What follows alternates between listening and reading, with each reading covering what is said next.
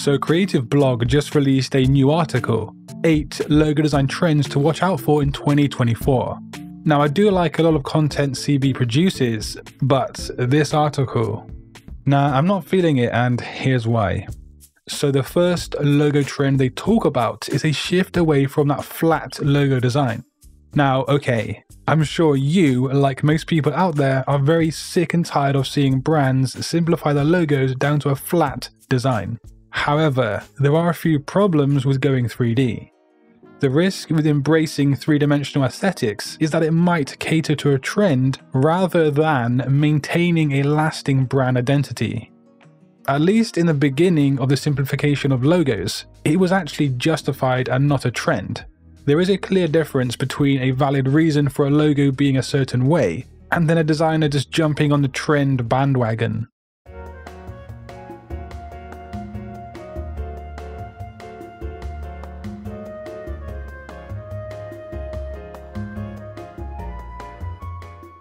Now, logo designers should make sure their logo is memorable, but also to some degree simple. And this should be more of a priority over a trend. The low-level rookie designers are the ones who see an article like this, and then the next project they work on, they incorporate the trend without even considering if it fits the brief or the target audience. Don't be that designer. So the next trend is heritage and craftsmanship. Now again, a lot of the reasoning as to why these trends shouldn't be a thing in the first place comes down to what a logo is and what a logo isn't, or what it should be. One of the hallmarks of a good logo is it being timeless. A brand doesn't want to rebrand every other year, as this will just cause the audience to lose connection with that brand. While embracing heritage elements can actually add depth, relying solely on hand-rendered styles might actually limit the logo's adaptability to different mediums. True craftsmanship lies in creating a design that stands the test of time, reflecting the brand's essence without becoming overly intricate. A logo should evolve with the brand, not just an echo of the past. But of course, this style would have a time and a place. It just comes down to the brief of the logo design. I recently set my logo guide for printing and it turned out really well actually. However, also designing this guide was a pretty smooth process, and that's mainly because of the planning phase of my project. Milanote isn't just the longest running partner of Satori Graphics, it's actually something I use or actively use every single day. If it's not working on design projects or making stuff for YouTube, it's me planning my daily routine with Milanote. And I'm actually working on a new guide which is going to come out next week, so do watch this space for that. But with Milanote, I find it useful to create really functional mood boards, in this instance here, to determine a design style. I can work on color schemes, planning things out, and even the construction of the guide itself. Now, as you may know, I've been using and working with Milanote since 2018. And now they've created an extension called Web Clipper, which takes organizing inspiration and project planning to new levels. So once it's installed, you can scroll pretty much any website, and if you see an image that you want to add to a mood board or inspiration project, you can save it with just one click. But importantly, you can choose which of your Milanote project boards you want to save it to. I was recently using it when working on my ChatGPT prompt PDF download, and it saved me a bunch of time. I didn't have to go back and forth between Milanotes, uploading files here, there, and everywhere.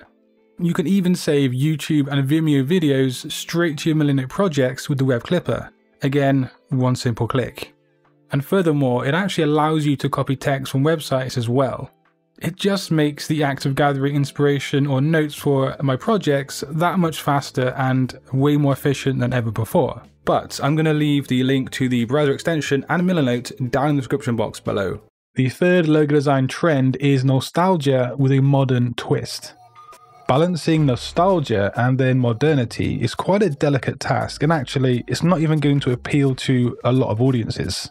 Striving for a timeless logo involves avoiding trends associated with specific eras. For example, let's say Sony decided to rebrand. Instead of using that serif logo type, they instead revert back to an 80s style font to hit the nostalgia vibes. How does that work? Probably not. Now again, questions do need to be asked before trying to jam a trend into a logo design brief. And in the article, it states this. This can help brands connect with the past while staying relevant. And sure, it can do that, but it's not going to be necessary in a lot of situations. It's only one possibility, and you shouldn't allow some trend to narrow your creativity and your scope. Now, me personally, I almost never consider a trend when I'm designing a logo.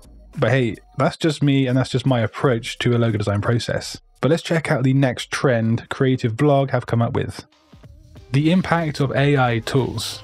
Now this is a juicy topic, isn't it? Now we've all seen the kind of logos AI can make at the moment.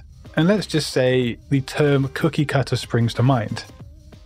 While AI tools can aid the design process, reliance on them might risk sacrificing the human touch that makes a logo unique and memorable. Instead of letting AI tools dictate the design, designers should use them as aids, ensuring the final product retains the brand's individuality and relevance. This can be achieved by using AI to do a lot of the research phases of a logo design project. AI is likely going to make the gap between low-tier clients and the higher-tier clients bigger. The next trend is animation. Now this is something I can get behind. However, I still don't think it's actually classified as a logo design trend, and here's why. Animation is something that is less of a trend and more of the next step in the way that we as people consume media and interact with brands. Animated logos might grab attention momentarily, but the risk lies in compromising instant recognition if the motion graphic designer doesn't have the skills to capture the brand essence in the animation itself.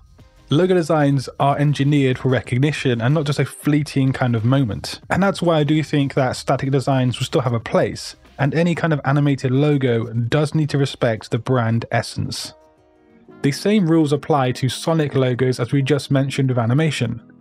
And no, that doesn't mean that the logo or every logo is going to look like something from Sega. It refers to sound and audio.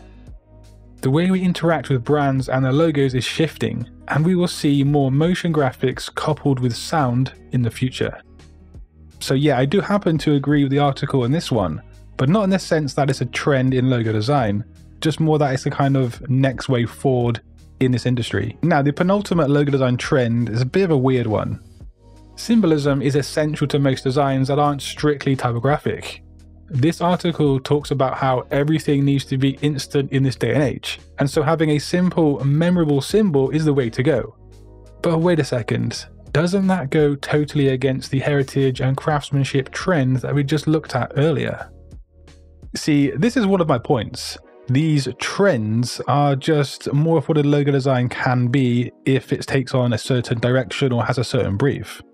I do think though that monogram logos that replace words can oversimplify the brand's identity. Imagine if every logo was just a monogram. That would get pretty confusing and pretty boring after a while.